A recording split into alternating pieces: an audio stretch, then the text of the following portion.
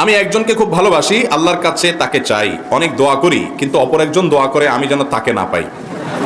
এখন আমি কি করলে তাকে পাবো, কি ইবাদত করলে? নির্দিষ্ট কোনো মেয়েকে অথবা নির্দিষ্ট কোনো ছেলেকে জীবন সঙ্গী হিসেবে পাওয়ার জন্য দোয়া করাটা ভুল দোয়া। কি দোয়া? ভুল দোয়া। কেন ভুল দোয়া? আপনি মনে করছেন তাকে বিয়ে করলে সুখ শান্তি হবে, তাকে বিয়ে করলে সুখ শান্তি নাও তো হতে পারে। সম্ভাবনা আছে না নাই? ভাই, উল্টা পাল্টা দোয়া করলে কিন্তু পরে ফাঁসবেন।